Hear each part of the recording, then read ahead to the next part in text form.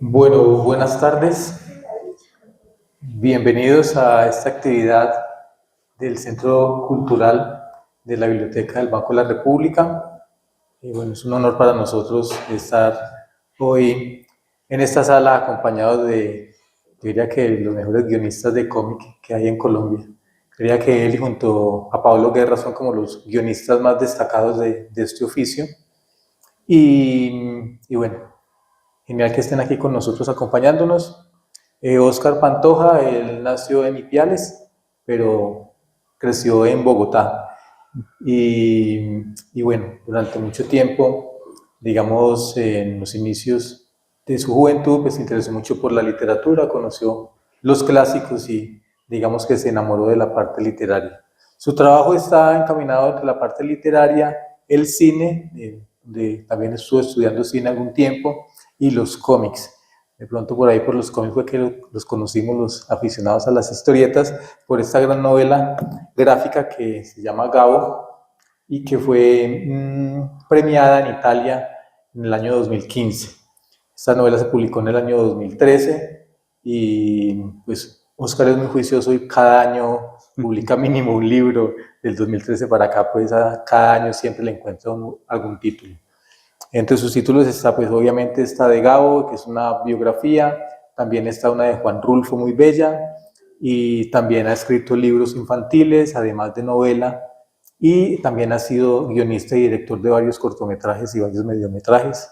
No sé a qué horas desayuna don Oscar, ahorita le preguntamos, pero un autor muy prolífico, un autor muy inquieto por la parte literaria y un gran guionista de cómics que, como les decía, en Colombia son pocos los guionistas que se dedican solamente como a esta parte del guión. Normalmente muchos dibujantes hacen también el guión, pero digamos que Oscar es de esos pioneros donde otra persona de otra área entra al cómic, que no ha sido muy ajena porque obviamente todos desde chicos hemos leído historietas, y entra con mucha fuerza y le da pues como ese gran valor también a la historieta, y pues su trabajo digamos que ha trascendido también las fronteras y eso lo hace pues uno de los grandes autores de cómic en Colombia.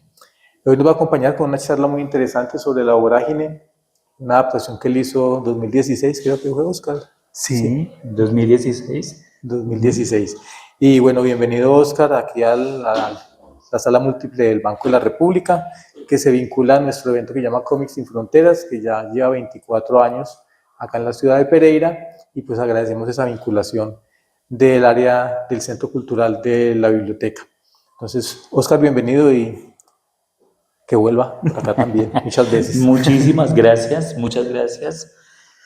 Quiero, primero agradecer al público que está aquí, que nos está acompañando, agradecer al Banco de la República por la bonita invitación que siempre extienden a mi trabajo y agradecer, bueno, a muchas personas para hacer posible este encuentro hoy. Muchas gracias por la presentación que se me hizo. Yo quiero hoy compartir algo que he venido desarrollando a lo largo de, creo que una década, y es, desde luego que nos convoca a hablar de la vorágine. Vamos a hablar de la vorágine de Rivera y de la vorágine en novela gráfica, pero también quiero ampliar la visión, llegaremos ahí, partimos de ahí, pero ampliar la visión en esta década que he venido trabajando cómics y literatura, y cómo la literatura y el cómic y el cine se cruzan y se entrecruzan, dialogan de una forma muy bella, y eso es lo que yo he hecho a lo largo de estos años, que el lenguaje literario dialogue con el lenguaje de las viñetas, que la palabra escrita dialogue con la imagen en yuxtaposición. Y quiero mostrarles en varias presentaciones y luego en ejercicios que haremos, ejercicios visuales, todo este recorrido que es, yo creo que es como un universo del cual tenemos que apropiarnos, porque necesariamente tenemos que también contarnos en lenguaje secuencial, en lenguaje de cómic. Nos contamos como país en literatura, nos contamos en música, nos contamos en pintura y artes plásticas, en cine, y ahora nos estamos empezando a contar en cómics, en viñetas. Para mí eso es importante, muy importante, que un país reconozca todos esos lenguajes y que sus autores y autoras utilicen esos lenguajes para empezar a narrarnos, ¿de acuerdo? Entonces, eso es lo que vamos a hacer en esta tarde. Quiero empezar, desde luego, con La Vorágine. La Vorágine es un libro inmenso y poderoso, inconmensurable en la forma de entender, que no se deja atrapar, que se deja leer de muchas maneras, que es concebido a principios del siglo XX con una mirada y con una cabeza fría, pero también cabeza artística, de un autor que concebía la novela no como como un escenario quieto y hermético, sino como es la novela, un género o un universo donde se puede explorar y exponer muchas posibilidades. Y eso es La Vorágine. ¿Cuándo llega uno a la vorágine? Uno llega a la vorágine desde el colegio, uno llega a la vorágine en la biblioteca, uno llega a la vorágine también por oídas, porque todo el mundo nos habla de la vorágine. Probablemente no la hayamos leído, pero entendemos y percibimos qué es la vorágine. Es de esos libros que se separa ya del libro mismo y hace parte del pensamiento de los otros, de una superficie o de un país. Lo mismo ocurre con el Quijote. Yo siempre pongo un ejemplo. Muchos no han leído el Quijote, pero conocen al Quijote. Lo reconocen. Pongo el ejemplo hipotético de una tía. No ha leído el Quijote, pero sabe quién es. Y le dice a su hijo o a su sobrino, no pienses como un Quijote. Y entiende que un Quijote es alguien que lucha contra molinos de viento creyendo que son gigantes. Es alguien utópico, es alguien soñador. Eso es alguien loco, pero con una locura terriblemente bella. Y si bien no ha leído el Quijote, entiende. Esa esencia se sale del libro y llega a nosotros, y por eso decimos, este tipo es un Quijote o ella es una Quijote. Entonces, lo mismo ocurre con la vorágine. Muchas personas, por X o Y razón, no han leído el libro, pero el libro y lo que dice ya nos llega, ya nos toca. ¿Qué es la vorágine? ¿Qué significa? ¿Por qué es tan importante? ¿Y por qué la llevamos al cómic? ¿De acuerdo? Esos son elementos que yo voy a compartir con ustedes. Pero primero quiero empezar con ese diálogo que yo entablé quizás hace 10 años o más, creo que más, entre la literatura y la imagen. Y quiero cambiarme de presentación para empezar nuestro recorrido.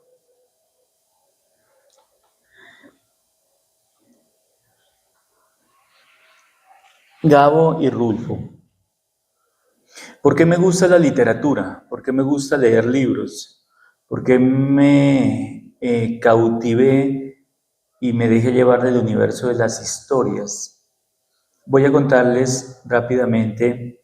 Los que han leído Pedro Páramo saben de lo que voy a hablar, y los que no han leído o no lo conocen saben de lo que voy a hablar. Una mamá está por morirse. La señora está en su cama y está a punto de morir, y su hijo le tiene la mano agarrada y está prometiéndole todo. Y ella le dice, hijo mío, por favor, ve, busca a tu padre, búscalo. Es de este modo y de este otro. Vive en Comala, ve a Comala, ve y lo buscas. Y el hijo le dice, sí, mamá, lo busco. Porque está en el momento de prometer todo y todo se lo va a cumplir a la mamá. Y ella le dice, ve, cóbrale todo lo que no nos dio, lo mal que nos pagó, el abandono al que nos tuvo. Y él le dice, sí, mamá, yo iré. Y la madre muere y él cumple su promesa. Un día sale y se va a Comala, un pueblo muy lejano. Y la carretera, la calle, la vía, la trocha es polvorienta, tierra reseca, pasa niebla, el viento es muy fuerte, el sol quema la tierra. Y de repente ve un carretero que va en su carreta. Y entonces él le dice, ¡hey! Y el carretero le dice, ¡ay! Y se sube a la carreta y le pregunta, ¿a dónde va? Dice, voy a Comala. Ah, yo también voy a Comala. Vamos, vamos. Y empiezan a recorrer el camino juntos. Y el carretero le pregunta, ¿y por qué va a Comala? Y él le dice, porque voy a visitar a mi padre. Y el carretero le dice, uy, se va a poner muy alegre su papá. Muy, muy alegre, estoy seguro. ¿Y cómo se llama su papá? Y él le dice, Pedro Páramo. Y el carretero dije, hijo de la chingada. ¿Cómo? Pues que ese también es mi papá. Y el papá de él, y de él, y de ella, y de él. Y es el papá de todos. Y a todos nos dejó tirados y nacimos en un petate y no comimos nada. Y entonces llegan a Comala. Y le dice, mira, allá ese pueblo, ese es Comala. Pregunte por doña Eduviges. Y él se baja, el carretero se va, ¿cómo se llama? Abundio, gracias Abundio. Se va y entra a un pueblo en ruinas, oscuro, derruido, con gente que pasa. Y entonces llega a la casa y antes de golpear abren la puerta, como si lo estuvieran esperando. Y entonces le dice, mijito, te estaba esperando desde hace mucho rato. Y él le dice, pero ¿cómo así? Me dice, sí, tú eres el hijo de Doritas. Sí, claro. Pues es que ella me dijo que venías. Pero ¿cómo así? Si mi mamá murió hace como una semana. Dice, de repente por eso la vi tan lejos. Miren esas frases tan bellas. De repente por eso la vi tan lejos. Pero sigue, sigue, sigue. Sí, sigue, esta es tu casa. Ve, debes estar cansado, ¿no? Ven, este es tu cuarto. Y es una habitación totalmente desocupada. No hay colchón, no hay cama, no hay nada. Y le dice, ya acuéstate. Y él le dice, ¿dónde? Si no hay colchón. Y dice, pues no hay mejor cansancio que el colchón, que no hay mejor colchón que el cansancio. Y se acuesta. Y le dice antes de irse, dice, bueno, ¿y quién te trajo acá? Dice, Abundio, el carretero. ¿Abundio? Pero Abundio murió hace como 10 años. Y él se queda como, bueno, Abundio muerto hace 10 años. A la mañana siguiente tiene pesadillas y se despierta y lo despierta una mujer diciéndole, ¿y tú qué haces acá? Pues esta es la casa de doña Eduviges, la que me abrió la puerta. Pues sí, doña Eduviges, ella se murió hace como 15 años y todos en el pueblo están muertos. Son fantasmas, son espectros, son sombras, son voces, son murmullos. Por Dios, ¿cómo no me va a gustar la literatura? Cuando yo leí Juan Rulfo, cuando leía Metamorfosis, cuando leía Gabriel García Márquez, Julio Cortázar, yo quedé prendido de ahí. Me encantó la literatura, me fascinó. Para mí el libro no es simplemente ese objeto que te abre la puerta de un mundo imaginario, para mí es mucho más. Borges dice que el libro es la extensión del pensamiento y eso me gusta mucho, me parece fabuloso. Y desde niño me dejé llevar por la literatura está en mí. Por eso mis libros probablemente tienen, y cuando digo mis libros somos muchos autores, pero en este caso digo mis libros, Gabo, Rulfo, Borges, Neruda, son nombres de escritores. Y entonces esos mundos empezaron a cautivarme de forma literaria, pero con el tiempo yo fui explorando otros lenguajes. Y me encontré con el lenguaje visual, con el lenguaje de la imagen. Esta imagen a mí me gusta mucho. Aquí tenemos voy a disminuir un poco aquí. Ay, perfecto. los dos mundos que se tocaron un día en Ciudad de México cuando Álvaro Mutis golpea la puerta de García Márquez y le dice, abra, compadre, abra. Y él dice, ¿qué pasa? Y abre la puerta y Mutis le da 2 libros a García Márquez y le dice, mire, lea para que aprenda a escribir. Y le entrega Pedro Páramo y El llano en llamas. Y ahí hay un cambio total en García Márquez. Pues esos universos tan poderosos, tan grandes, que los había leído en palabras, empecé a escribirlos en imágenes. Así es la vida, así son los lenguajes. Los lenguajes dialogan, los lenguajes se cruzan, los lenguajes no son avaros, no son individuales, se entrecruzan. De un lado, la viñeta donde el abuelo lleva de la mano a Aureliano Buendía a conocer el hielo, y del otro lado, el niño Rulfo, que es una historia tremenda, porque a Rulfo, cuando tenía 6 años, le matan al papá.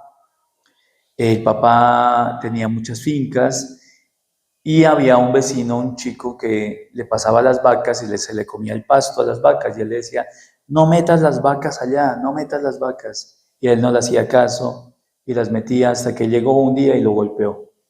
Pues este joven se llenó de odio, de rabia, y un día se emborrachó con mucho tequila y trago, cogió la escopeta y mató al papá de Juan Rulfo, a don Nepomuceno Pérez Rulfo. Y Juan se queda huérfano de padre. Al año siguiente la madre no puede soportar el dolor y muere, le da un ataque cardíaco y muere en la calle, queda huérfano. Y él dice, mataron a mis tíos, a mis tías, a los abuelos, era una casa enlutada, era una casa enlutada. Por eso él cuenta esas historias, por eso aquí vemos la infancia de Gabo. Igual padre y madre se van a Barranquilla o se van a otros pueblos, a otros lugares y dejan al niño con las abuelas, con el abuelo y con la abuela para que lo cuiden. Y en el caso de Rulfo, el niño queda solo y se va a un orfanato.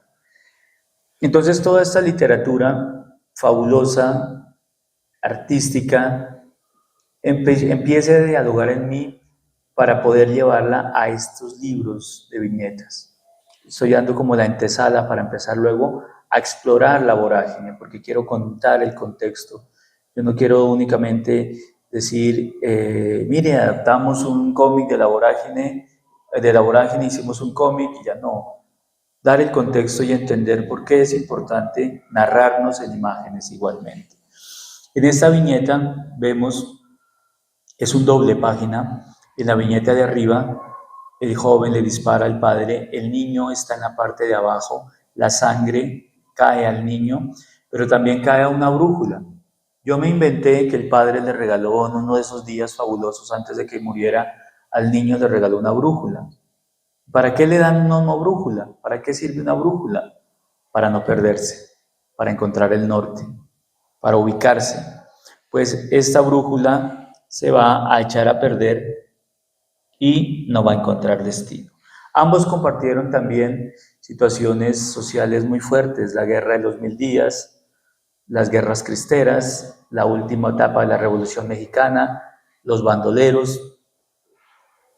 Si bien cada uno tuvo la violencia de frente, a Rulfo lo tocó más, lo marcó definitivamente. Ahora voy a hablar un poquito más de eso. Tanto que aquí vemos una imagen. Miren, esta es la belleza del cómic. Esta. Va el chico perdido. Se perdió. Es una metáfora. La imagen también hace metáforas. Sí, la imagen es súper poderosa. Está perdido. Algo la alumbra, pero él va. Y ya va a ver a su madre que ha muerto, pero está perdido. Ya no hay nadie. Ese dolor, esa desgarradura, ese quedarse huérfano que, por Dios, no, yo no lo puedo entender. Es muy fuerte y marca a alguien de por vida. Por eso él era nervioso, se deprimía, introvertido, y por eso su literatura está llena de fantasmas. Contrario a lo de Gabo, que con Gabo el mundo fantástico y amarillo de la infancia sale a relucir, como en el caso de aquí que la abuela le dice: anoche soñé que tenía muchos piojos en la cabeza. Eso debe ser porque va a venir alguna visita. Y me picaban tanto que me tocó quitarme la cabeza. Y se quita la cabeza para matar los piojos. Y le dice: ¿y tú qué soñaste, Gabito? Porque tú también tienes poderes premonitorios. Miren la imagen, cómo propone un diálogo entre la gran obra de Gabo, o de Rulfo, o de Borges, que uno no tiene que reñir, pero sí puede uno a partir de eso hacer una nueva creación. Y eso es lo que proponemos con estos libros de cómic y de arte secuencial. Miren aquí otra página. Ahí está Juan Preciado diciéndole a Bundio: vamos a Comala. Y el carretero le dice: ese también es mi papá. El carro. Esta escena es buenísima porque Gabo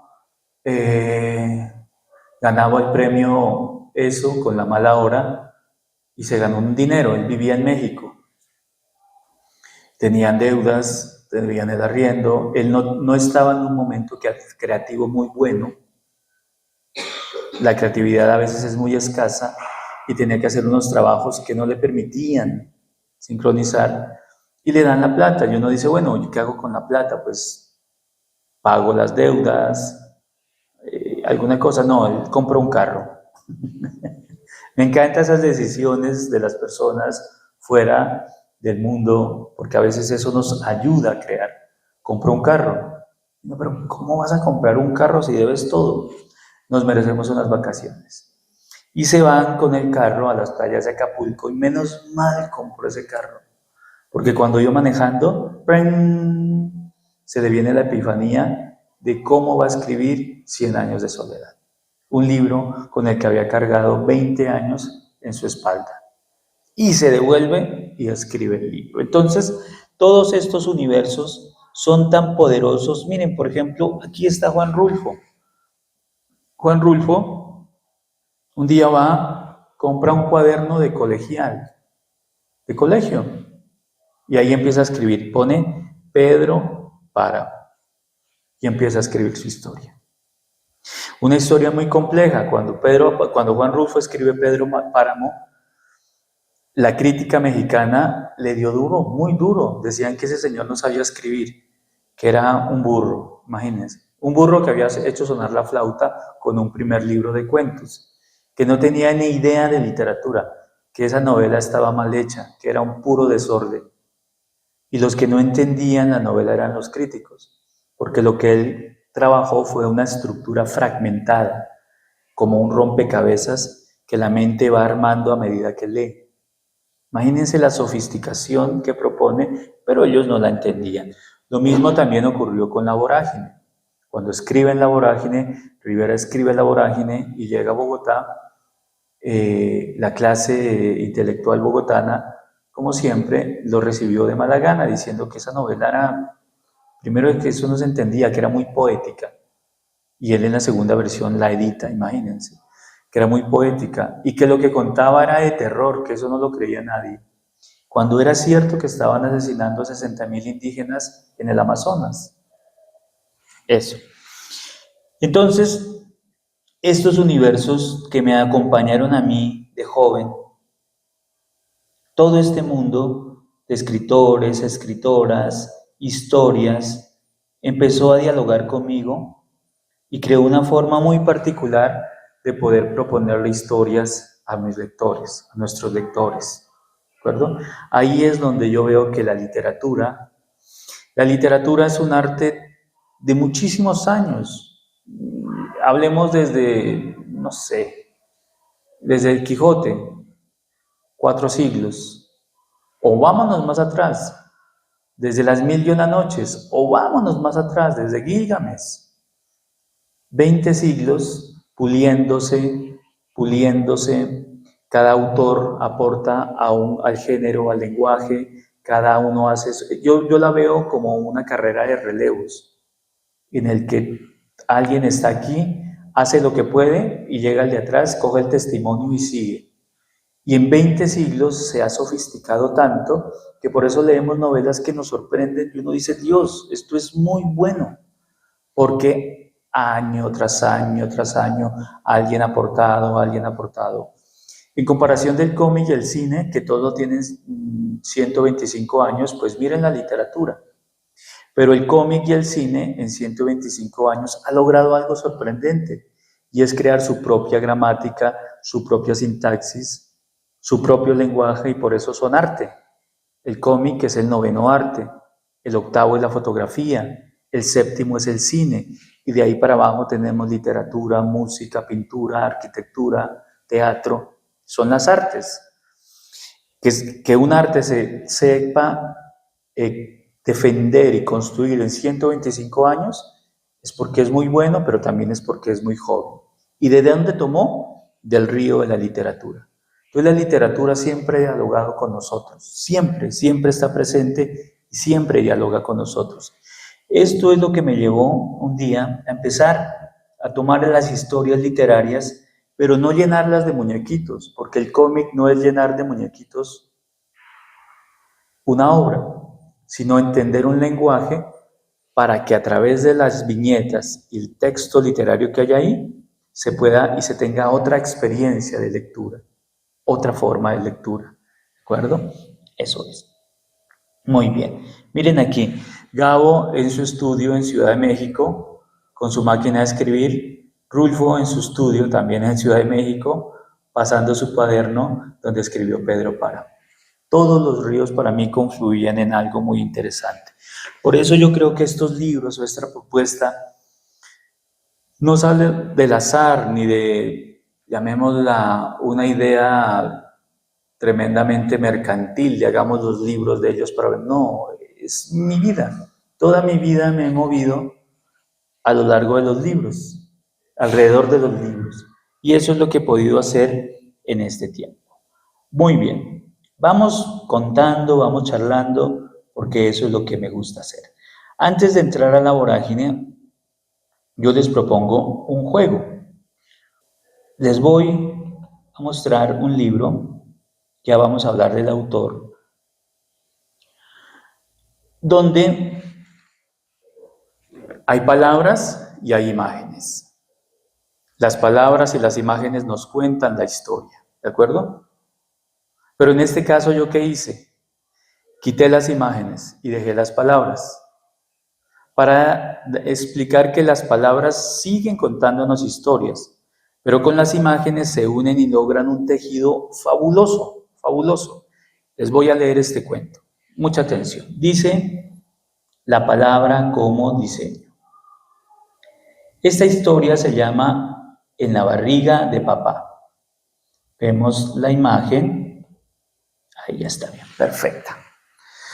Desde luego leemos el texto porque ya aprendimos a leer el texto. ¿Dónde aprendimos? Desde niños. A, B, C, D, E, A, E, I, O, U, A, B. Ese código ya lo conocemos y ese es el alfabeto y es como leemos. Las palabras nos diseñan la historia, pero en el fondo nos falta algo, aprender a leer imágenes. Y eso es lo que vamos a hacer en este momento. Aquí dice en la barriga de papá. Y la historia empieza con todo empezó en la playa. Y no hay nada más. Pero todo empezó en la playa. Y entonces la mente ya empieza a imaginar, eso es lo bello de la palabra. Empieza a imaginar, pero ¿dónde? Que todo empezó en la playa, fabuloso. Mi papá se quitó la camiseta para ir a darse un baño. Yo no lo veía así normalmente. De repente lo entendí todo. Miren cómo la palabra nos cuenta, fabulosa. Al lado pues no hay nada, no podemos leer nada, está en blanco. Mi papá va a tener un bebé, sin duda. Tiene la misma barriga que la señora Juana antes de dar a luz a su hijita. No digo nada, pero me enfurruño. Nadie me había dicho nada.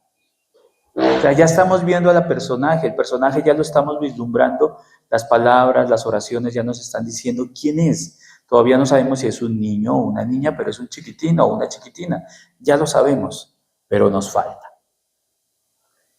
En cualquier caso, menuda noticia. Por fin voy a tener un hermanito. Voy a decírselo a María, mi mejor amiga. Ella se ríe y me dice que va. Los papás no hacen bebés, eso se sabría. Y ella dice, qué ignorante. Los papás hacen los niños y las mamás las niñas. Todo el mundo lo sabe. El resto es cuento. Perfecto. El texto nos dio una historia, pero nos hace falta algo. ¿De acuerdo? Voy a poner las imágenes. Recuerden que yo las quité. Voy a adelantarme porque aquí yo le quité las palabras a todo el libro, las imágenes, y aquí viene. Voy a citar a los autores, Nora Grusset y Magali Bardot. Y ahí está, en la barriga de papá. ¿Y qué leemos? La imagen. ¿Qué leemos de la imagen? El color, la textura, la forma de la angulación. ¿Qué vemos? Al señor barrigoncito flotando en el mar, con una mano adentro, una afuera. Se nota como el agua deja ver la mano. No habíamos visto que era calvito, que tiene aquí y está feliz. Eso es leer la imagen. Y ahora vamos a la primera, en la barriga de papá. Y miren lo bello. Antes no veíamos nada, ahora ya vemos a la protagonista. La imagen nos está dando la protagonista. La imagen también nos narra a los protagonistas. ¿Quién es en este caso? Una chiquitina de pelo rubio, tiene unos flotadores en los brazos, va con un vestido de baño y fundamentalmente va así, preguntándose algo. Esta chiquitina no traga entero, es muy pila, es preguntona, es inteligente. Y miren esto, todo empezó en la playa. Y leemos el azul claro del cielo, el azul oscuro del mar, el amarillo de la playa, la niña sacando sus flotadores, la pala y el rastrillo, las raquetas, donde llevan la comida, el papá tendiendo la toalla. Atrás está la mamá, va a poner un parasol. Están felices, está la familia en la playa, los colores vivos. La imagen también se lee. La imagen no es un adorno, la imagen está ahí para ser comprendida y leída. Los niños leen muy bien esto y les encanta, y nosotros también leemos esto y nos gusta. Miren esto. Papá se quitó la camiseta para ir a darse un baño. Yo no lo veía así normalmente. De repente lo entendí todo. Miren la cara de la niña cuando ve la barriga del papá. Claro, se asusta. Y atrás está la mamá aplicándose bronceador, tapándose del sol. Ella dice, Dios. Y se pone brava porque nadie le había contado que su papá estaba embarazado, hombre, ¿por qué no le cuentan? Y dice, mire, por Dios. Y entonces entendemos que esta niña todavía, el concepto de cómo vienen los niños y niñas al mundo no lo tiene, pero a lo largo del libro lo va a entender.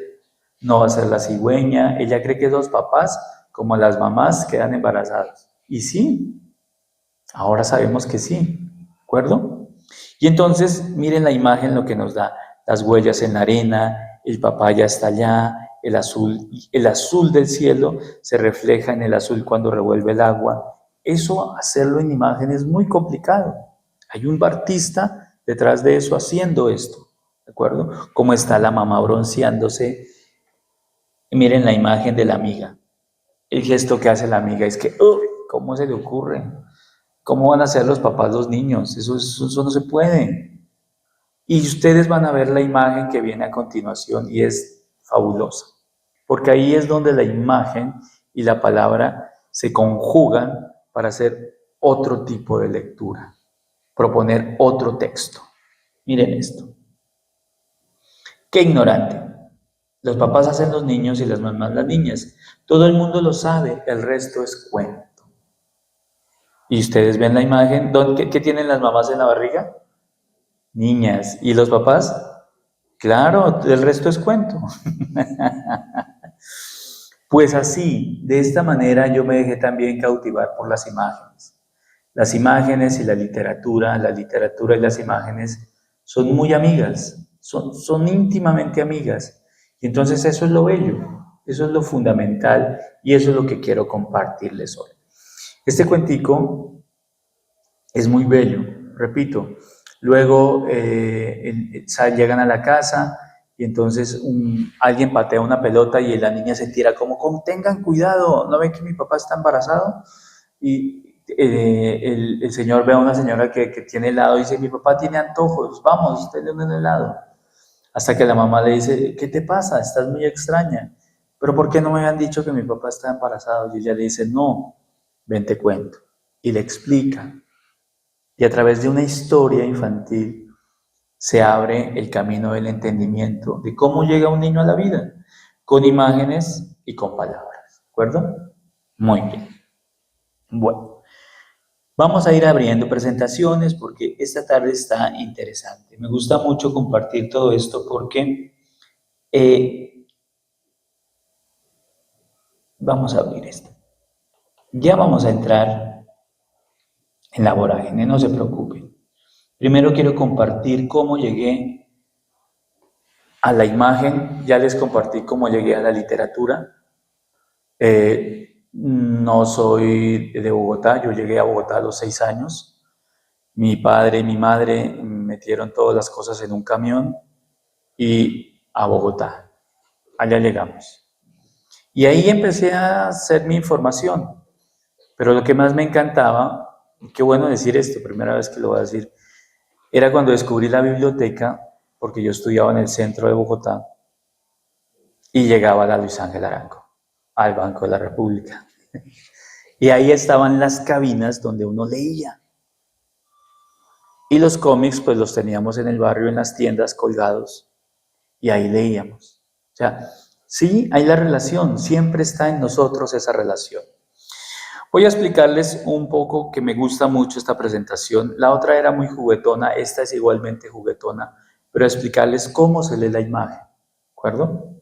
Porque también, así como hemos aprendido a leer las palabras, también existe una forma de leer las imágenes. Todavía no está consolidada, pero hay la forma de leer las imágenes. Y si sabemos leer las imágenes, sabemos escribir imágenes. Porque si sabemos leer palabras, escribimos palabras. Y eso es lo que hemos hecho toda la vida. Entonces, dice así, la imagen como un mapa. Este es el mapa de Macondo. A mí me encanta. Una vez en la Feria del Libro de Bogotá fue invitado Macondo y a mí me encantó. O sea, que inviten a la Feria del Libro de Bogotá a Macondo, yo decía, wow. Y alguien muy pilo, no recuerdo la referencia, creo que fue Laguna, no sé, alguien hizo este mapa de Macondo. Este mapa me da a mí el pie para explicarles cómo se lee una imagen. Porque al principio la imagen es muy juguetona, ¿de acuerdo? ¿Por qué? ¿En qué sentido? La imagen no se lee de arriba hacia abajo, de derecha a izquierda, sino se lee por donde más me llama la atención. Por ejemplo, a mí me llamó la atención esas cordilleras que están en la parte de acá, o me llamó la atención ese monstruo que está metido allá como en la ciénaga, o me llamó la atención esa carabela que está en la parte de la Mancha, o el hilo de sangre que sale de la casa de los Aureliano y llega a la otra casa atravesando el pueblo.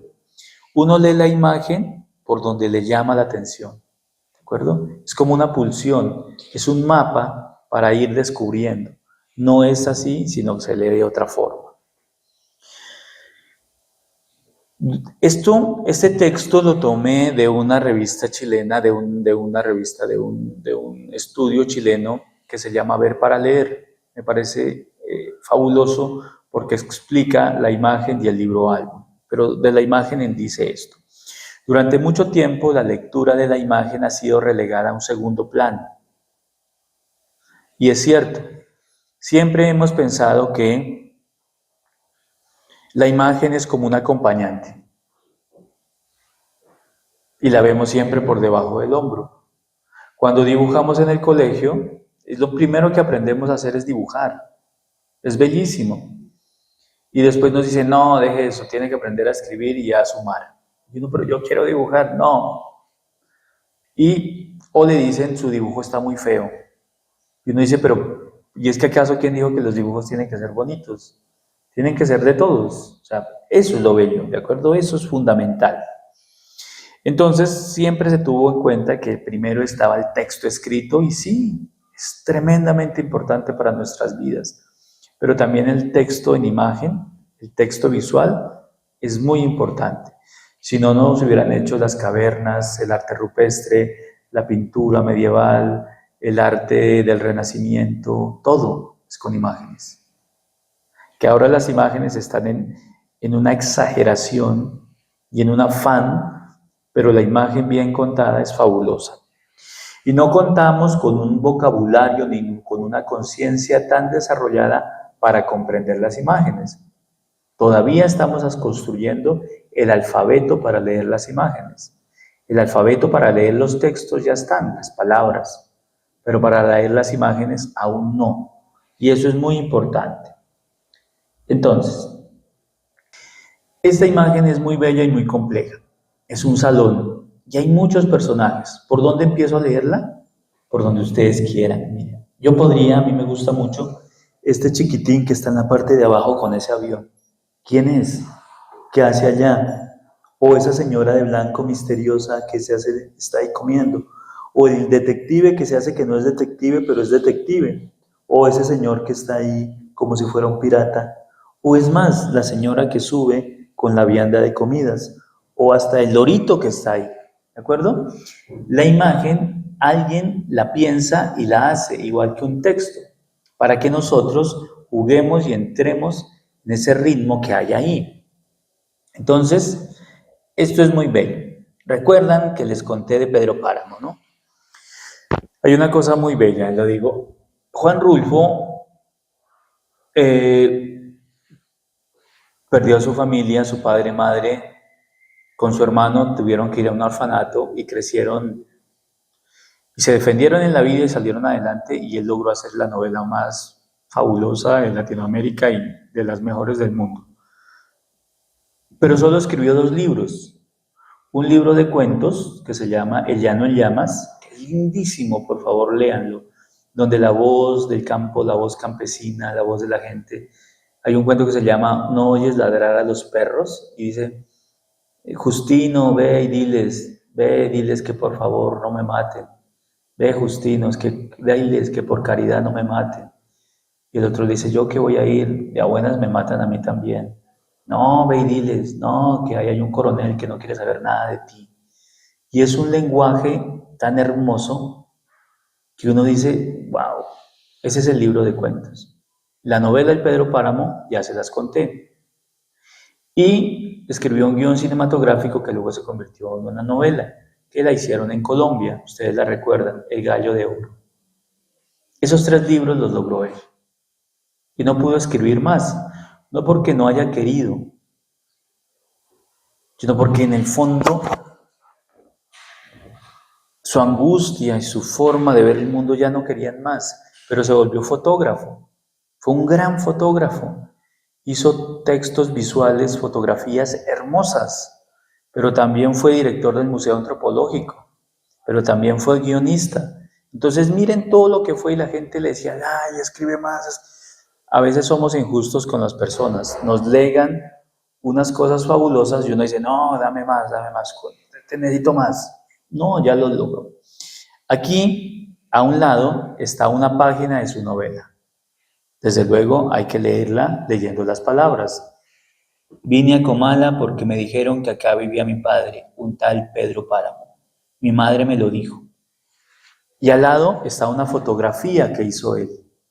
Y miren cómo la leemos. ¿Qué leemos? El blanco y negro, el crepúsculo, la composición, la tierra, cómo van esos 2 personajes, por qué ella va caminando y va él en burro, qué llevan en las alforjas, es un crepúsculo. Miren la tierra cómo se revienta, es hermosísima esta imagen, ¿de acuerdo? Entonces, la palabra escrita y la imagen escrita nos cuentan lo mismo, son muy profundas. Les voy a poner un ejemplo. Por favor, lean esta palabra. Gracias, ya la leyeron. Muy bien. Si cerramos los ojos, cada uno va a imaginar su propio árbol.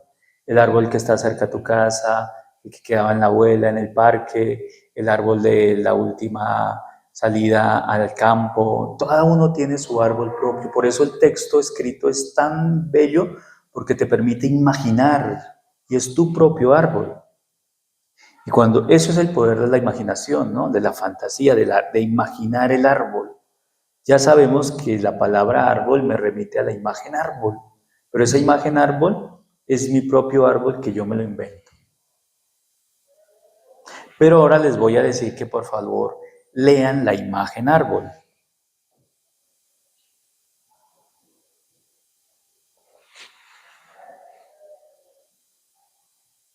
¿Se dan cuenta todo el tiempo que nos demoramos leyéndola y lo bello que es? ¿Qué leemos? La corteza, las ramas que se mueven como manos, la textura de las hojas, cómo entra la luz. Allá arriba parece que hubiera una cabeza de un gigante, la angulación del plano, las tramas que hay del blanco y negro. Y igualmente nos permite imaginar. Entonces, leer imágenes es tan importante e igualmente de fabuloso y de imaginativo como leer palabras. Por eso leer un cómic es muy importante. Antes los cómics se veían como libros que los leían los chicos perezosos y vagos ahí, esto no sirve para nada. Y no entraban a las universidades, no entraban a las bibliotecas, no entraban a las ferias de los libros, les cerraban las puertas.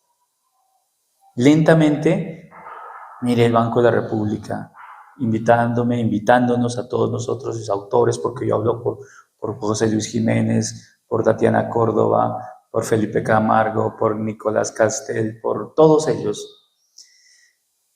Nos invitan a hablar de libros con imágenes, de libros de cómic, pero también de libros álbum y de libros con donde la imagen no es un decorado, sino es lenguaje. ¿Cuándo es lenguaje? Mucha atención a esto. Hay una charla buenísima de una señora que se llama Julieta López Barrón, creo que es. Si no me equivoco, pero ahí la nombro. En una conferencia que dice, la literatura infantil no debe ser pueril. Y entonces ella explica que hay libros que le venden a los niños que son fabulosos, que usted le pica aquí, le pita, que tiene un peluchito, que entonces abre la vaina y le responde. Y entonces ella dice, esos no son libros, son juguetes. Y el niño crece con el concepto de que está un juguete, no un libro, y se confunde. El libro lo que tiene que enseñar es lenguaje, no ser un juguete. Y la imagen es lenguaje. El cómic es puro lenguaje. Entonces, miren las cosas que nosotros vamos trabajando y proponiendo. Entonces, esta parte sí es fundamental. Repito, esto lo saqué de la cartilla, los textos de la cartilla Ver para Leer del gobierno chileno. Si consideramos a la imagen como un texto que puede ser leído, como leyeron la imagen árbol, debemos asumir que es una composición intencional. O sea, alguien cuadró la cámara en un gran angular, blanco y negro, textura, saturado, línea, el color del día, el momento exacto y dijo, la tomó para ser leída y ser disfrutada. Lo mismo que una oración. El coronel Aureliano Buendía, muchos años después, frente al pelotón de fusilamiento, el coronel Aureliano Buendía habría de recordar la remota tarde en que su padre lo llevó a conocer el hielo. Eso es intencional. Cada una de las palabras que Gabo puso son intencionales para que suenen así. Lo mismo la imagen. Si yo no sé dibujar, tengo que decirle al dibujante, por favor, Felipe, quiero un caballero, un jinete. Va en su caballo, va a galope y a medida que avanza se derrite como si fuera de tierra. Entonces él dice, claro, ¿en qué plano? No, hagamos plano medio para que él camine y el fondo es niebla. Es intencional, porque cuando el lector la ve, el impacto es inmediato, ¿de acuerdo? Y eso con imágenes y con lo que ya les mostré, crea, esto es muy bello, ¿no? Aquí tenemos a Juan Rulfo, nos acercamos a los ojos, entramos al ojo y en el ojo está el niño Pedro Páramo y abajo la escopeta que va a matar al padre. Toda una cantidad de símbolos, toda una cantidad de elementos. Muy bien. Vamos a ver unas imágenes. Vamos a ver esta, por favor.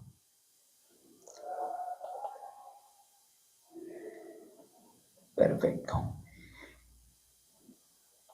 Entonces, la página se convierte en un escenario muy bello para ser leído.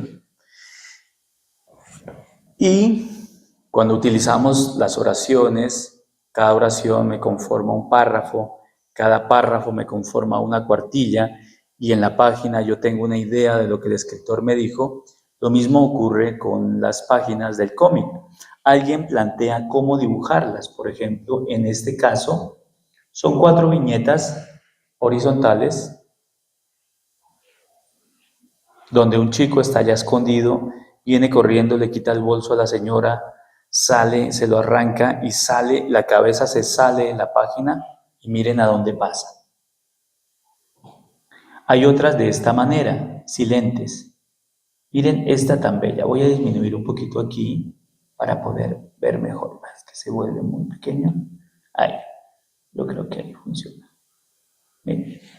Si ven el contrapunto entre un cuadro y otro cuadro, una viñeta y otra viñeta, otra viñeta, otra viñeta, ya no sé, ya entendimos de qué trata. ¿De acuerdo? Un ojo, los médicos, se cierra el ojo, borroso, más borroso, se fue. ¿Qué pasó? Anestesia, se desmayó, se despidió, y no hay una palabra, y entendemos todo, y nos produce una emoción. Eso es lo bello. Claro que sí. ¿Esta? ¿La anterior? Ah, de esta misma página. Perfecto. Voy a ampliarla un poquito. Dame un segundo. Mira, voy a pasarla lentamente.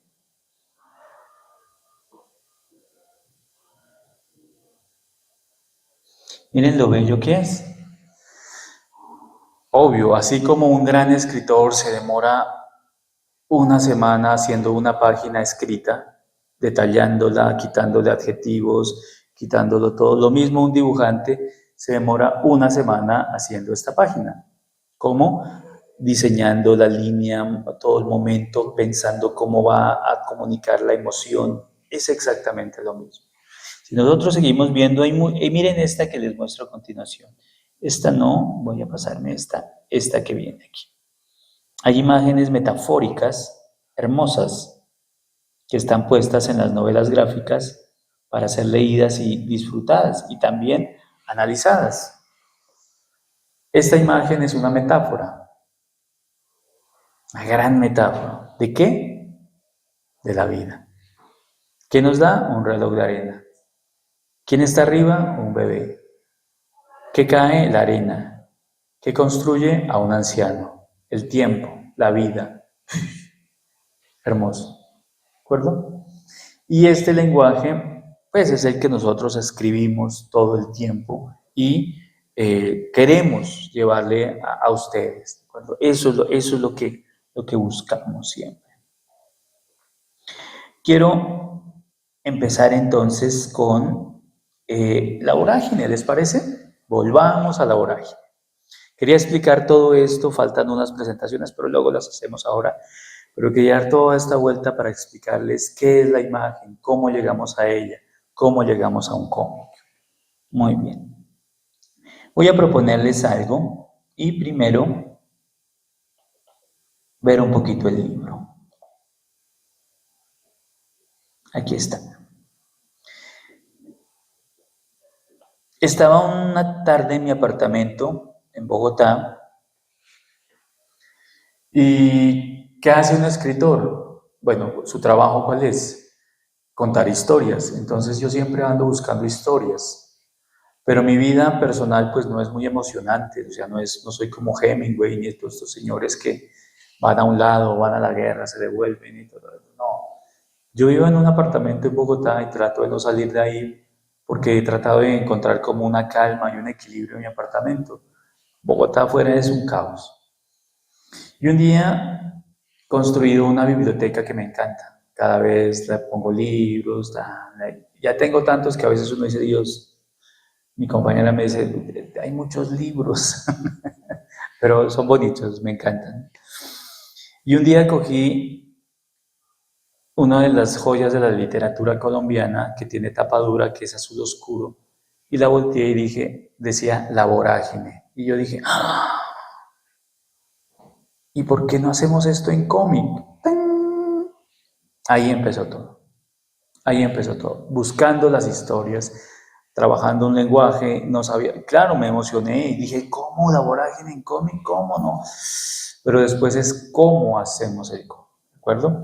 Quiero que recorramos un poquito el libro. Eh, ¿Qué es La Vorágine? Yo he llegado a sacar una serie de sinónimos para llegar a un significado. ¿La vorágine qué es? La vorágine es un vórtice. ¿Y qué es un vórtice?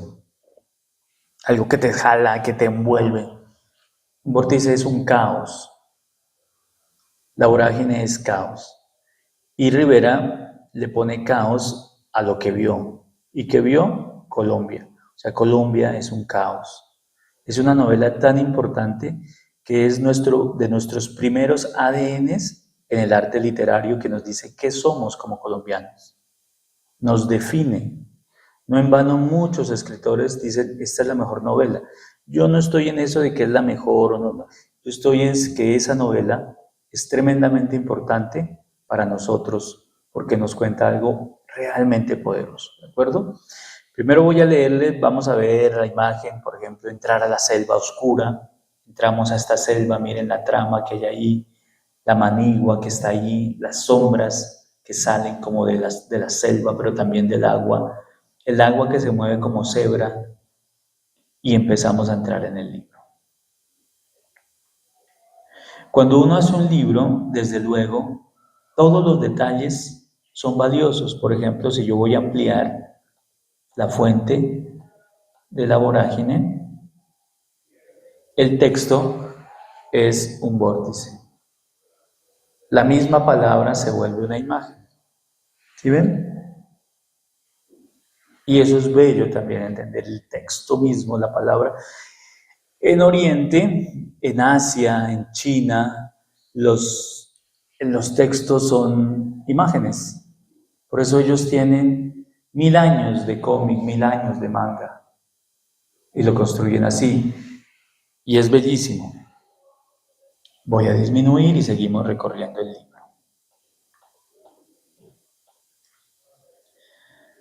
Aquí empieza. Bueno, este es el prólogo que lo hizo el maestro Isaías Peña, muy conocedor de la novela, estudioso en profundidad. Primera parte. Y yo quería que viéramos primero la selva inmensa vista desde arriba. Este es un doble página. Cuando hablo de doble página son eso que uno abre el texto y uno ve el paisaje total de lo que el autor nos quiere dar. En este caso, en la selva inmensa, nos acercamos a esa selva, entramos a esa selva y aquí está nuestro personaje, Arturo Coma. Y dice, antes de enamorarme le jugué mi corazón al azar y me lo ganó la violencia. Siempre había sido posesivo y no le había tenido que suplicarle a nadie, pero adentro de mí ambicionaba el amor. Iba abriéndose paso con un machete por la selva. Aparece Alicia, unos ojos de mujer latina, se aman, tienen que huir de la ciudad, cogen el tren de la sabana y salen hacia los llanos orientales. Recordemos que La Vorágine es una novela en apariencia, ahorita volvemos a repetir, es una novela moderna, porque en apariencia empieza con una pareja que huye. A Alicia, quieren casarla con un tipo que ella no quiere, porque ella quiere a su primo. Pero entonces conoce al poeta Arturo. Y entonces le dice, huyamos, y se van, y se meten a los llanos, y creen que ya están lejos, y les llega una carta y dice, pilas, van detrás de ustedes, y entonces les toca meterse más, y a medida que se meten, encuentran un universo terrible, terrible. Y aparece un personaje que se llama Barrera, y empezamos a ver la historia de amor empieza a difuminarse, porque se separan. Ella está embarazada y se va por un lado, él persiguiéndolos, y se perdió, porque empezamos a ver la selva, los asesinatos, la explotación, los recursos naturales, y después aparece otra cosa, que es Clemente Silva, un hombre que anda buscando a su hijo desaparecido. Y entonces la novela dice, pero, y eso es una novela gana por acumulación. No tiene que ser 1, 2, 3, 4, 5, no. Una novela es 1, 7, 4, 2, 3, y todo lo mezcla, y cuando terminamos el libro tenemos todo un fresco, un paisaje inmenso, un mural de lo que es Colombia en esa parte de la selva. Eso es una novela moderna. No se quedó con la historia de amor, no. Siguió, pasó, y hay 3 tramas o 4 tramas en la historia. Miren las páginas, aquellos ya van caminando para los llanos, llega la carta que les cuento, les roban los caballos, el pipa, y después se enfrentan con,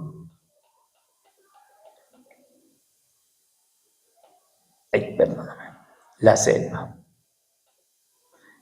Todos los detalles que hay en la página, por ejemplo, allá arriba, las 3 sombras de Don Rafo, Alicia y Arturo, y ella diciendo, Dios mío, son horribles, tortugas, caimanejos, lo que los pican, los cocodrilos, las serpientes, todo, miren cómo está ahí, y al final, en la parte de abajo, Arturo saliendo de la sombra, y él se da cuenta que ella está embarazada. Es una historia hermosa que nos lleva a un lugar, hermosa en el sentido de la construcción, porque es una novela terrible. Pero digo hermoso y terrible como cuando vemos esas pinturas oscuras de Francisco de Goya, que son oscuras, sí, pero son hermosas. Y uno dice, qué hermoso es el arte. Nos está mostrando algo horrible, pero uno dice, qué bello, porque está bien contado, porque está bien hecho. Voy a adelantarme un poquito acá para poder ver elementos del libro. Es un libro extenso, igual que la novela misma. Aquí se vuelve muy oscura ya. Acá ya, selva, silencio, soledad y neblina. ¿Quién me dejó prisionero en esta cárcel verde? Los pabellones que arman los ramajes siempre están sobre mi cabeza como si fuera una inmensa bóveda. Es que la literatura que produce es tan potente que a mí me pareció fabuloso adaptarla. Aquí encuentra ya una selva que ha sido deshumanizada por el hombre, explotada, reventada. Entonces todo el recorrido del libro lo vemos acá.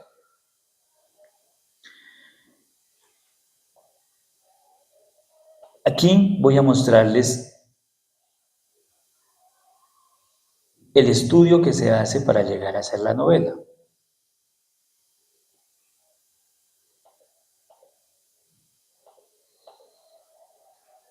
Cuando nosotros hacemos un libro, siempre partimos de la realidad, y más en cómic. No podemos dejarle a la imaginación todo eso tan poderoso que existe. Y más, como les digo, con un cómic. Entonces uno siempre va, por ejemplo, José Luis Jiménez, que es el dibujante, no conocía la selva, y desde luego no conocíamos la selva de esa época, la explotación, los indígenas, no. ¿Cómo recobramos toda esa memoria? ¿Cómo llega a nosotros esa memoria para nosotros apropiarnos de ese espacio y poder dibujarlo o escribirlo? Pues con la investigación visual. Empezamos a buscar, Paula Ávila fue nuestra investigadora visual, y recogimos un archivo, un banco de imágenes de la época, de la selva, de todo, para que el dibujante fuera entendiendo cómo era ese proceso en el que tenía que meterse para entender cómo dibujar la selva y los personajes. Entonces, mapas, los personajes, desde luego, imágenes de la época. Esta imagen, como la ven acá, aparece tal cual dibujada en ilustración por José Luis. O sea, para nosotros era un testimonio tremendamente importante. Rivera ya lo había contado en palabras, había fotografías, pero eso teníamos que meterlo al cómic para que no quedara, no faltara lo que contó la esencia de la novela de Rivera. La selva, la casa arana, la explotación, todo esto son recursos visuales a los que un dibujante siempre acude, un escritor siempre le lleva. Miren cómo rompen el árbol, ¿no? Cómo le dan cuchillo para que salga la sangre blanca, salga el caucho, ¿de acuerdo? ¿Y qué hizo Rivera? Denunciar esto. ¿Por qué? Porque es que necesitaban ese caucho para hacer llantas en los Estados Unidos, de carros. Y no podían contar esto porque igual no les servía que se viera esto porque necesitamos las llantas para transportarnos. Y si se mueren 50.000 indígenas o 60 o 70, pues no nos importa. Eso vio Rivera. Ahorita les digo de un texto que yo escribí para ir al cierre, un texto que me gusta mucho, me gustaría compartirles. Un fragmento corto. Las protagonistas, la selva en sí, la selva fotografiada, miren acá, cae donde José Luis y él la reinterpreta, toma las imágenes, las interviene, las trabaja, las comprende. En la famosa imagen que decían que era Clemente Silva, la selva en sí. Caricaturas de la época también fueron incorporadas en la investigación visual porque eran importantísimas, importantísimas desde luego. Los autores responsables de todo el genocidio. Y ahí está Clemente. Eso también es importante, por ejemplo, estas caricaturas de la época también fueron llevadas al cómic. La imagen y un cómic te permite, es tan amplio y tan generoso que tú puedes, como una novela actual, una novela puede tener, no hablo de literatura, una novela puede tener imágenes, fotografías, registros de todo. O sea, ya estamos en un momento muy bello. Todo esto, miren lo toma José Luis Jiménez, el dibujante, y hace esto, que son los bocetos. Miren cómo empieza. Los dibujantes no dibujan nunca un trabajo final porque siempre saben que van a corregirse. Uno no puede decirle a un dibujante, ese dibujo hay que arreglarlo cuando ya está hecho. Ya está hecho, está hecho. Por eso siempre trabajamos sobre bocetos, sobre imágenes que podemos sugerir para hacer cambios. De otra manera es imposible. Entonces, miren, voy a mostrarles un momento aquí. Miren las dos mujeres. Ah, esa no la vimos, pero ahora la busco. Y busquémosla de una vez para que puedan verla. Y miren cómo se transforma. No, aquí no está. Aquí está.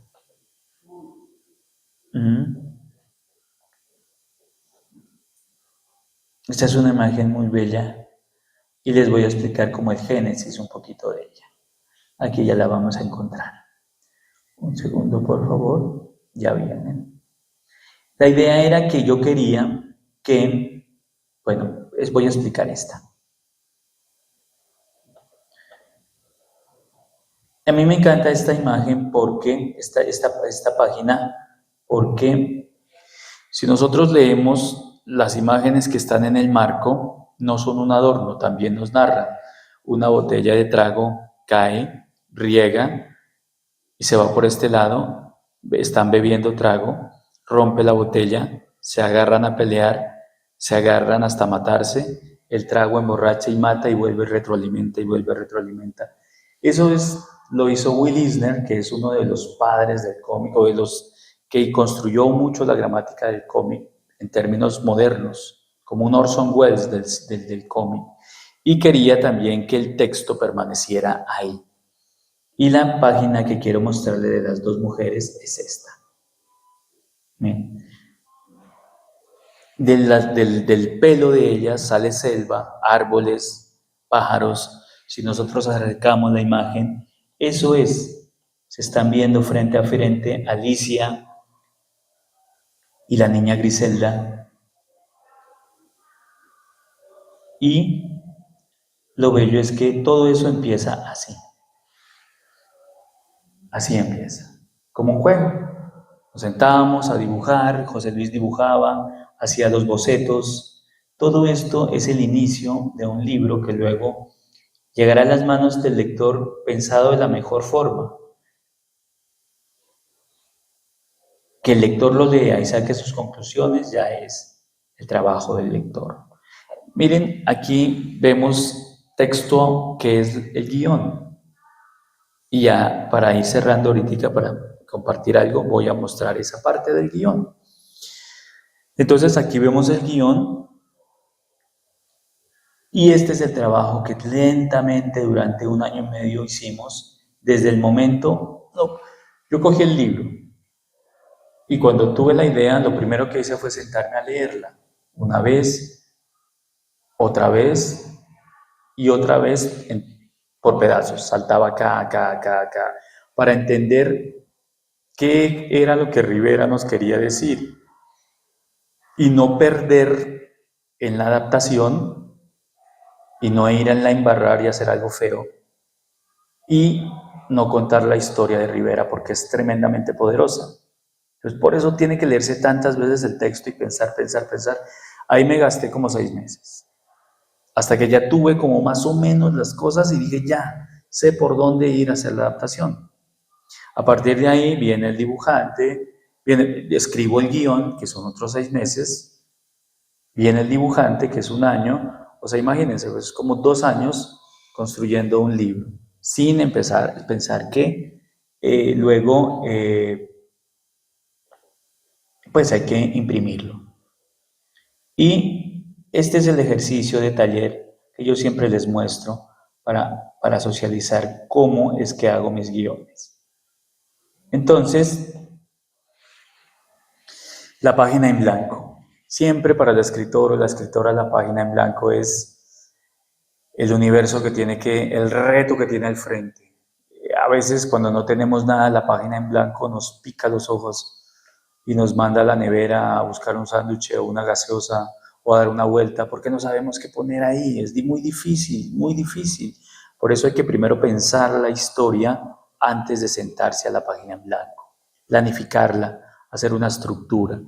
Y yo recomiendo siempre poner una portada, porque cuando la página ya tiene una portada, como que me animo a abrir el archivo. O sea, ya no me quema tanto y desde ahí ponerle un título. Cada vez que yo abra el archivo me voy a convencer de que el libro va a ser posible, puede ser posible. ¿De acuerdo? Puede ser posible.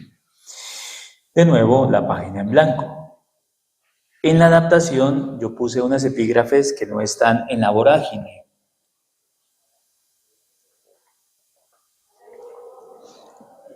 Porque desde luego es una adaptación, entonces quiero leerles las epígrafes porque me gustan mucho. Dice así: los epígrafes son esos textos cortos que son como las ideas generales de lo que uno quiere decir en la novela. Dice, quien sabe de dolor, todo lo sabe. Dante Alighieri. Y esta me gusta. Esa fue la señal terrible, el comienzo de la hecatombe. En las tiendas, en las calles, en los solares reventaban los tiros. A tal punto cundía la matazón que hasta los asesinos se asesinaron. La vorágine, vórtice, caos, Colombia. Desinfortunados somos, sí, pero un autor nos narró desde allá. Luego vienen otros y otros. La literatura cumple esa función. Y esta última. Solo se trataba de una trifulca entre empresarios de caucherías. Hasta el gobernador negociaba con caucho. Y no piensen que al decir Funes he nombrado a una única persona. Funes es un sistema, un estado del alma. Es la sed de oro, es la envidia sórdida. Muchos son Funes, aunque lleve uno solo el nombre fatídico. Entonces yo tomo esos epígrafes que están dentro de la novela y empiezo a hacer la adaptación. ¿De acuerdo? Entiendo qué dice Rivera y desde ahí digo, mire, esto nos dice Rivera. Entonces, primera parte, ¿sí ven? Esto es un guión, aquí no tiene la fuente, lo bonito que hicieron, sino bueno, la selva oscura que ya la vimos y aquí empiezo. Yo tengo la página en blanco y me pongo a jugar con ella, hago las viñetas. Ahí trazo una viñeta. Y luego pongo la información para el dibujante. Esta es la información para el dibujante. Viñeta 1, panorámica vista desde arriba, pájaros vuelan, se ven diminutos, la lluvia cae. Y dibujo. Como es doble página, tiene que repetirse. Nuevamente hago la viñeta, pongo el texto con la información para el dibujante y luego completa el dibujo. Vamos a hacer la siguiente página.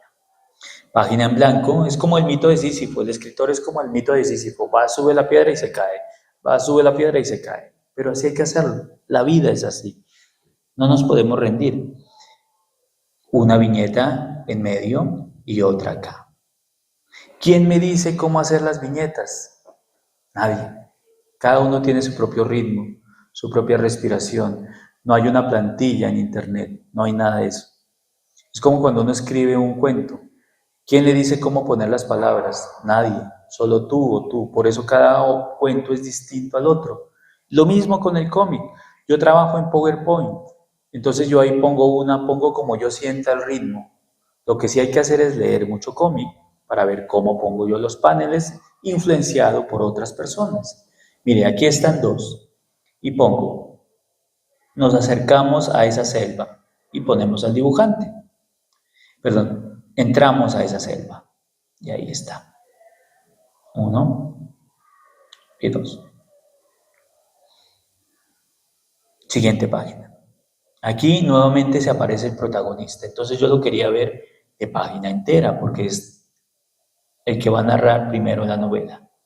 Y miren todas las instrucciones que pongo para el dibujante. Se las voy a leer porque escribir un guión también es todo esto. Mucha atención. Arturo Cova camina por entre la selva. Es un joven de unos 28 años. Va barbado, sucio, abriéndose paso por entre la maleza. Un juego de luz y sombra lo caracterizará en la ilustración y en las mayorías de las ilustraciones, que significará que siempre está debatiéndose entre el bien y el mal.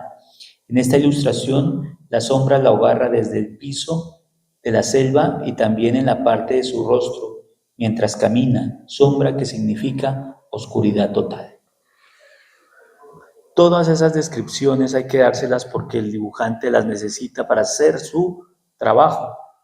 Y le doy la luz y la sombra como Cova. Y luego ponemos la literatura. Antes de jugarle mi corazón al azar, me lo ganó la violencia y siempre había ambicionado el amor. Esa es una página de guión. Así. El dibujante la ve y lo que hace es esto. Con el diseñador. Se convierte en esto. Es algo muy bello, es como hacer una película, pero en la casa, sin la cámara, sino dibujando. El cómic todavía es eso, es económico. El cine es muy costoso, es hermoso, pero es muy, muy costoso. Miren esta viñeta, otra viñeta así, otra que viene acá, otra que viene acá, y luego la información para el dibujante, unos ojos de Alicia, ellos en una cama acaban de amarse, ella corriendo por una calle oscura, los dos frente a un farol, y luego la literatura, Alicia, conocí a Alicia, y están ahí, globo de voz, ya empezamos a ver a los personajes que hablan, otra vez literatura, y finalizamos con otro globo de voz. Todos los días De 7 de la mañana a 11 de la mañana o 12 de la mañana, hacemos 3 páginas de guión, 4 páginas de guión, todos los días, todos los días.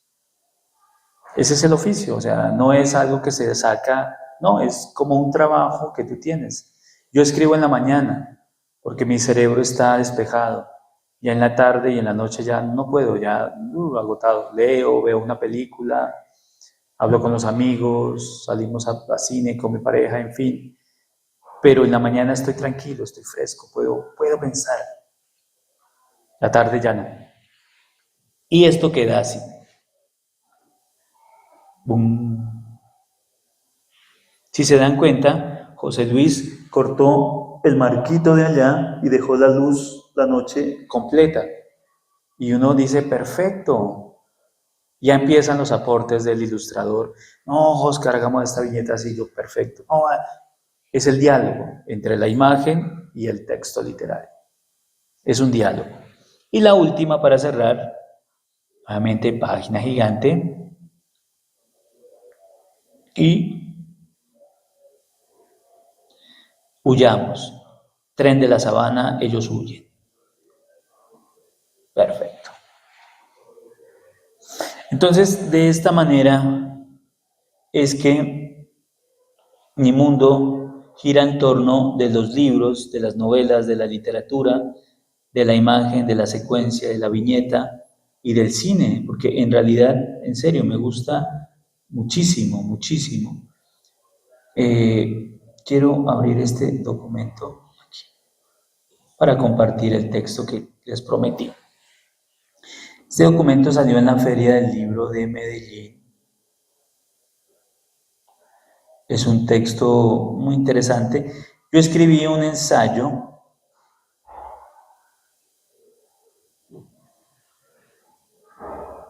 no me deja, voy a hacerlo así. Escribí un ensayo que se llama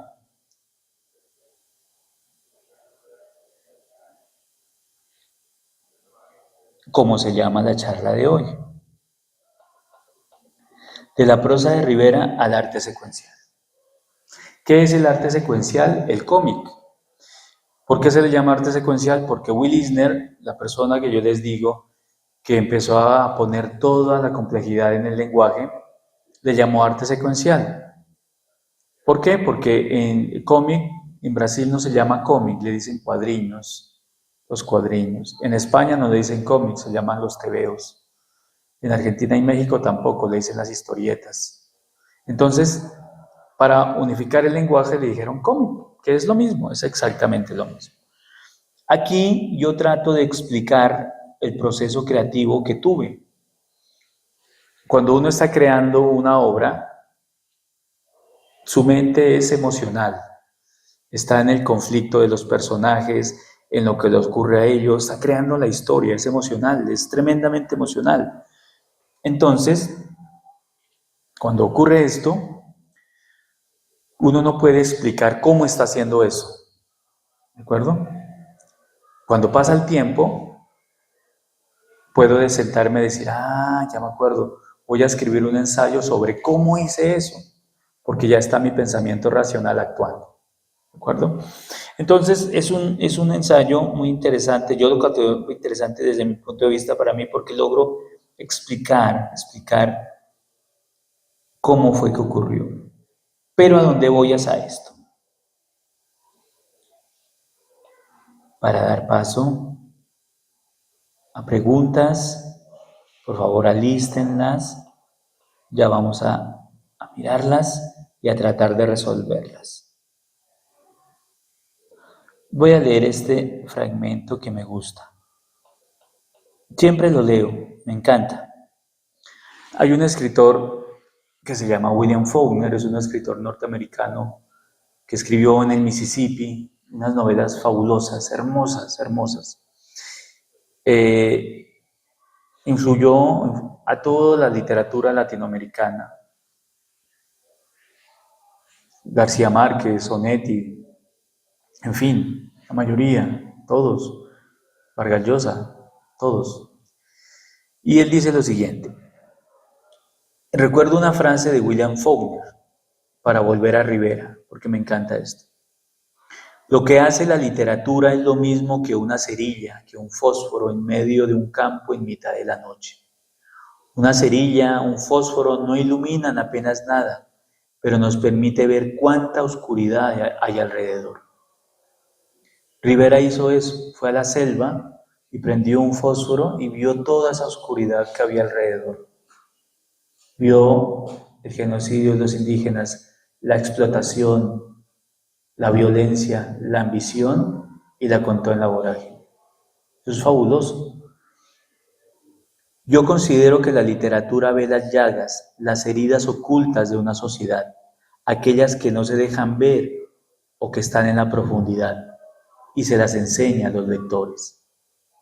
La literatura no es cómoda, el cómic no es cómodo, el arte bueno no es cómodo, critica, tiene una mirada muy bella de todo y da un punto de vista para que el lector lo pueda leer y compartir. Entonces, lo que hace Rivera para su época es revolucionario. Escribir una novela que rompe las formas de las novelas tradicionales colombianas, por Dios. Que esa ruptura produzca una forma narrativa moderna, excelente. Que lo que estaba narrando no era ficción, parte sí, pero la mayoría era una realidad testimonial, peor aún. Que luego él mismo empezó a editarla para quitarle lo que decían que tenía mucha poesía, fabuloso. Que quería hacer la película de la vorágine, por Dios, ya está mucho, ese señor es exagerado, que se murió a los 40 años, pues qué triste porque pudimos haber tenido muchas más obras de él, pero por fortuna nos dejó esta vorágine, que es entender quiénes somos, qué somos y qué es la gran literatura que produce este país. Por eso nos atrevimos, ese día que yo les digo que saqué el libro, a hacer el cómic, para que la leyeran los jóvenes, pueda que cuando lean el cómic se acerquen a la novela y lean la novela. Y si no la leen, tarde o temprano les va a causar curiosidad, porque lo que cuenta es muy bueno, ¿de acuerdo? Entonces, esas son como las ideas que quería compartirles. Quiero abrir un espacio para las preguntas. Vamos a levantar la mano de ordenada, que nos acerquen el micrófono, va a llegar a entregarles el micrófono a alguien y va a hacer una tomita mientras dicen la pregunta, para que quede todo registrado. El Banco de la República me fascina esto, que grabe sus charlas, que las cuelgue en internet para que también, como ustedes la escucharon, muchas personas también puedan oírla en sus casas. Y igualmente eso es tremendo. Bueno, una pregunta, por favor, ¿quién tiene una duda, una inquietud?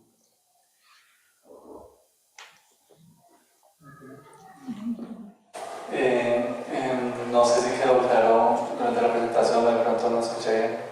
La vorágine ya está impreso, dónde se puede encontrar, pues con respecto al libro, sí, ya hablando de la publicación como tal. O en Pereira. En Pereira, no sé, Claro que sí, bueno.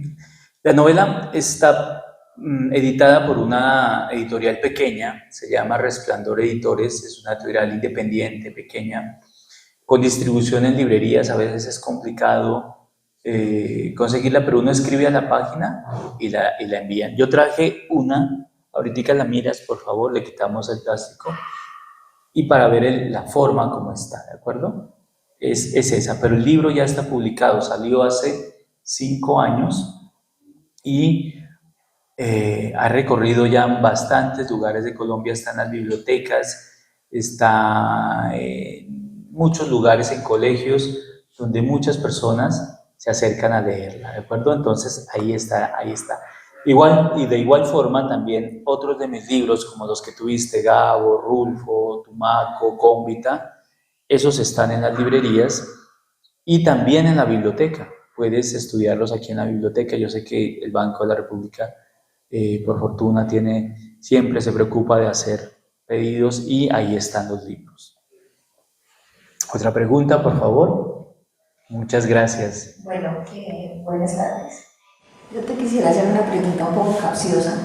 Es con respecto a la industria de la novela gráfica, porque pues sé que el mundo está difícil y esta sociedad en especial para en general para los escritores, para sacar sus obras, la mayoría tienen que autopublicarse, no sé qué diferencia habría en este caso que es novela gráfica, me atrevo a pensar que es más difícil, sobre todo porque por ejemplo en nuestro municipio la narrativa gráfica no tiene un campo específico en ninguna parte, ni en el Consejo de Cultura, ni en nada. No es literatura supuestamente, pero tampoco es arte plástica. Apenas estamos como abriendo el camino. Entonces, quisiera saber eso, cómo te bandeas para publicar tus obras, si hay más apoyo de pronto en Bogotá que aquí, o cómo haces. Qué buena pregunta, claro que sí. Te voy a contar un poquito al respecto y a todos y a todas. El cómic surge por una necesidad de ser narradas las historias de manera secuencial, pero que haya autores y autoras que produzcamos historias todavía no puede asumirse con que haya una industria editorial del cómic, así como si hay una industria editorial del libro. En el libro, en la novela, literatura, existe esa industria. Están todos los eslabones de la industria editorial. Están los escritores, están los correctores, los editores, la casa editorial, los distribuidores, el lector. Todo ese engranaje existe, ese lugar existe porque ya se ha venido recorriendo mucho tiempo para que se logre. Entonces tú vas a una librería y puedes conseguir un libro de un autor y existe por ese lugar, porque existe la industria.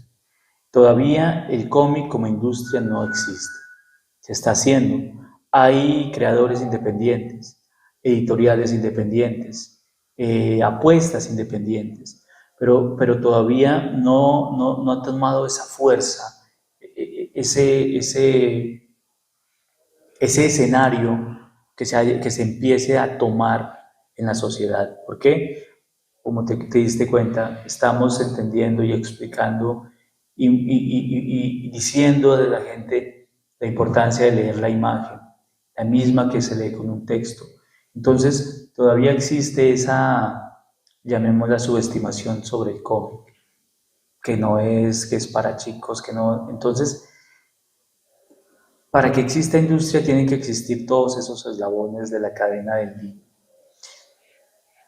Siempre el cómic o una novela gráfica se une a esa cadena, pero no necesariamente es que esté la industria del cómic, porque no hay tampoco un consumo masivo de gente que compre cómic, porque cuando compras, produces, y si produces se retroalimenta todo, no.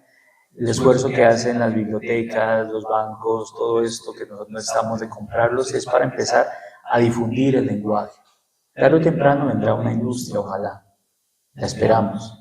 Pero por el momento hay editoriales independientes, generalmente están en Bogotá, Cali y Medellín, son las tres más en Bogotá, la mayoría, donde llegan los autores y las autoras con sus libros de cómic y los ponen en consideración. El Ministerio de Cultura en este momento y las alcaldías, al menos las de Bogotá y de Artes, todo eso, sacan becas del premio de cómic y eso es muy bueno porque hay un reconocimiento. Ya se está mencionando, ya aparece, hay muchos talleres en Bogotá, hay mucha afluencia de querer leer cómics y también querer comprarlos, ¿de acuerdo? Entonces, estamos en ese momento en que está surgiendo, pero para que la industria se consolide, todavía faltan muchos eslabones de esa cadena para que sea posible que, como en Japón, todos tienen un cómic, todos llevan cómics, todos compran cómics en Seúl, en Corea, en la China, todo el mundo tiene sus cómics y va, como si fuera una novela, como si fuera algo para escuchar música, pero todavía no lo tenemos. Pero eso no quiere decir que no haya lugares que publiquen. Mi editorial se llama Rey Naranjo Editores. Rey Naranjo lleva cerca de 15 años, 10 años, 12 largos haciendo libros de cómics. También hace otro tipo de libro, pero cómics hace mucho. Cohete Comics en Laguna también, también producen cómics y muchas editoriales independientes están apuntando a hacer el mercado editorial del cómic. Muchas gracias. Aquí hay otra pregunta, por favor. Muy bien.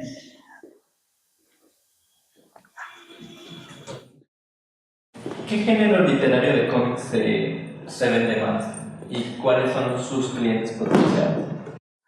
Qué buena pregunta. Mira, cuando hablas del género literario me encanta porque es ir directamente al lugar donde más le llame la atención a los lectores. Hay terror, hay ciencia ficción, hay novela negra, género negro, hay mucha cantidad de cosas.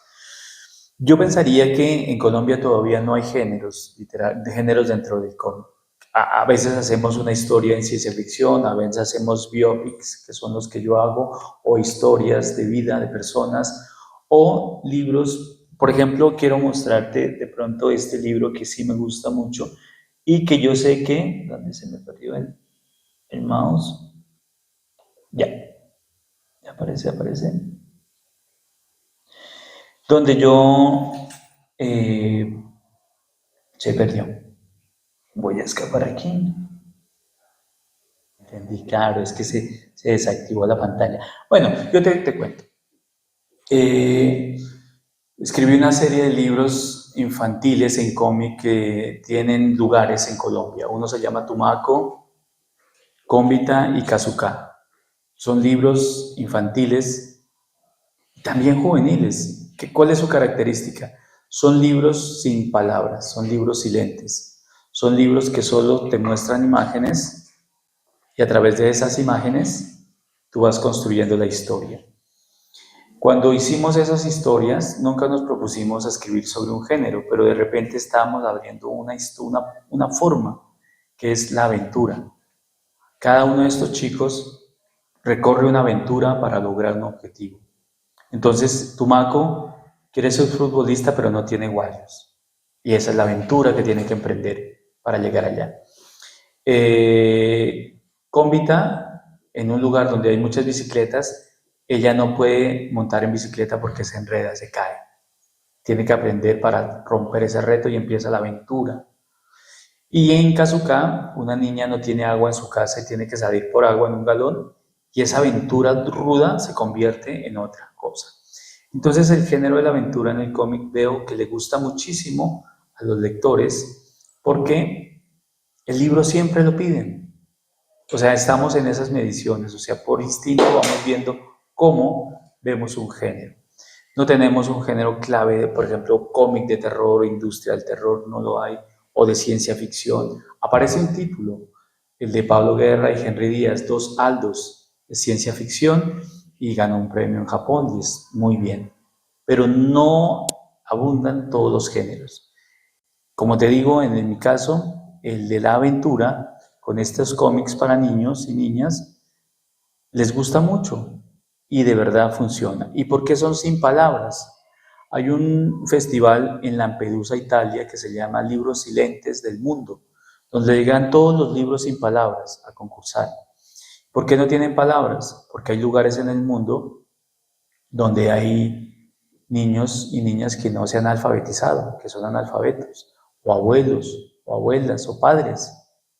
Y ellos también tienen el derecho de leer un libro, de contarle una historia al niño o a la niña. ¿Y qué leen? Imágenes. Y a través de las imágenes cuentan la historia. Igual para los niños que tienen escolarización, los libros son muy divertidos porque van leyendo las imágenes y se inventan ellos mismos una propia historia independiente a la otra. Entonces, eso te podría responder. Bueno, muy bien.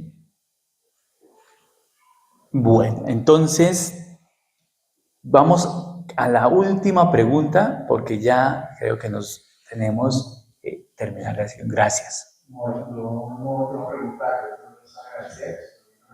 Mi nombre es José Edgar y pues quiero agradecer por permitirnos como leer los libros de otra manera, ¿sí? Y yo ya me imagino a mi hijo como tratando de hacer que él se apasione por la lectura a través de lo que tú estás ahí como plasmando, ¿cierto? Entonces, pues es muy gratificante saber que en el mundo existen personas como tú que nos hacen ver la literatura o imaginarnos esas historias tan fabulosas que están detrás de los libros, de las novelas, de una manera a través de las imágenes, porque yo veía ahí la que plasmabas en la selva y me imaginaba abajo como, aparte de serpientes, miles de peligros o miles de cosas que uno puede extraer de la naturaleza. Entonces yo en ese momentico me imaginé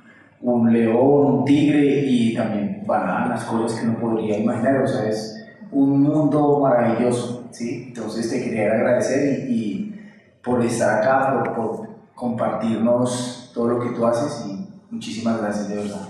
No, muchas gracias por ese comentario tan bonito. Sí, yo creo que cuando uno se apasiona por lo que hace y le gusta lo que hace, trata de hacerlo de la mejor manera. O sea, en serio, si no existiera la literatura, el cómic o el cine, yo estaría en graves problemas, no entendería el mundo.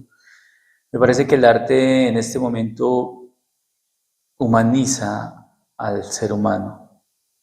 En estos momentos tan duros y difíciles, una canción, una pintura, una novela, un cómic, eso nos devuelve y nos dice qué somos de verdad, nos sensibiliza. No el lado bello, sino tratar de entender, porque es lo emocional, es el pensamiento emocional, es el pensamiento artístico emocional el que está ahí en juego, y sin manipulaciones, sin propaganda, sin nada por el estilo, damos una experiencia, como en la barriga de papá. Tuviste que la barriga de papá es fabuloso. Eso, lo mismo, o una vorágine, o el libro de Gabo, o Rufo, o cualquier cosa. Es así, esa es la esencia. Muchísimas gracias. Yo quisiera que se den ustedes un aplauso porque de verdad estoy muy contento de poder haber compartido esta tarde, compartir todo este paisaje. Y muchas gracias de verdad.